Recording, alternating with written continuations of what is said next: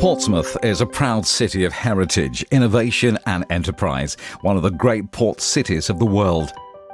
By utilising its key strengths and the legacy of the past, the Portsmouth Regeneration Strategy will create an even more prosperous and vibrant city fit for the 21st century.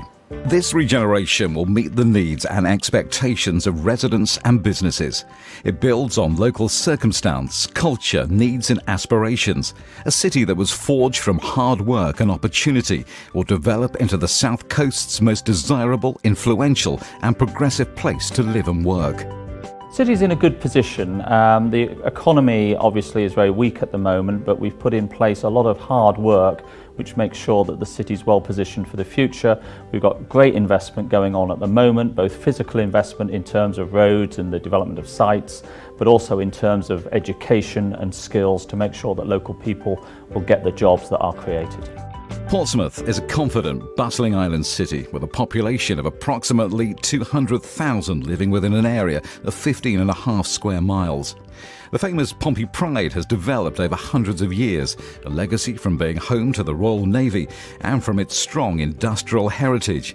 Regeneration is vital for the city's continued success. No city, and Portsmouth is not unique, can stand still. So we have to make a decision to regenerate the city.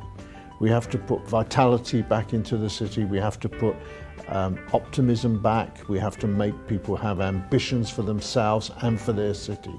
And you can't do that by just saying it's going to happen. You've got to be, as a local authority, a big player in trying to make that happen.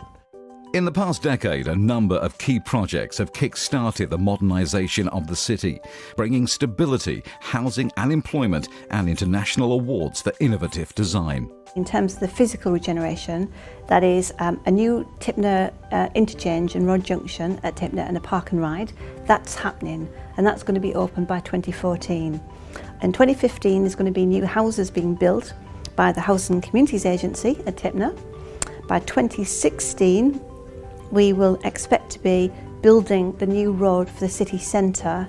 By 2017, our partners, Centros and Delancey, plan to be on site building the new city centre, which is in effect doubling the size of the city centre, and by 2018 that will be open. Innovation and enterprise are key priorities for Portsmouth. These two attributes will drive the city's economy, enabling and assisting private sector growth, whilst encouraging business startups, increasing employment opportunities and attract new ventures to the city. From a business perspective, Portsmouth is one of the major cities along the south coast. So for me, it has an important part to play. It's got some world-class companies in Portsmouth, IBM being one, BAE, Pole Europe, Astrium. You've got some pretty fast-growing companies such as Wiggle, which are at North Harbour.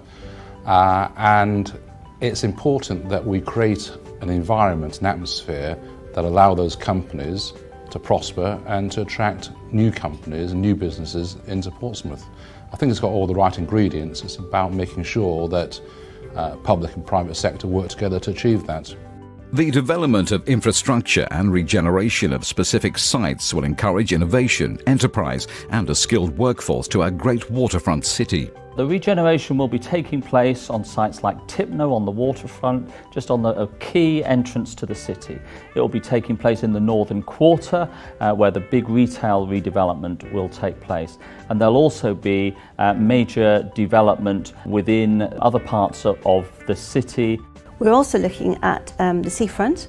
There's lots of work going to go along the seafront, including the flood defences, which is obviously absolutely vital to make sure that we're actually protecting what we've already got. And there's plans there to look at redeveloping Clarence Pier and different key strategic sites along the seafront. Funding will come from a variety of sources, both from the private sector and from the public sector.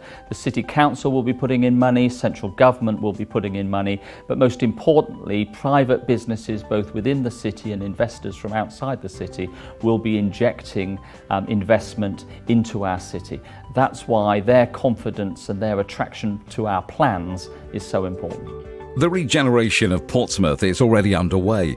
Development of infrastructure and increased access to the city started in January 2013, the first symbolic step of many. So in 4 or 5 years' time, not only will we have Tipner and the interchange and the new housing and the city centre and a revised seafront, we'll have our schools doing really, really well, which means the children will do well and our young people will do well in the future. We've already been successful with our bid for super connected cities, which will transform the ability and speed at which people can access the World Wide Web within this city. Now that's really important for all firms, but also for education, and it should be a great asset for all of our young people. It just shows that progress is being made, that we're looking into the future and we're building a city for our future generations. The future looks very good for Portsmouth. It's not enthusiastic optimism, it's factual realisation that we can actually make this dream become a reality.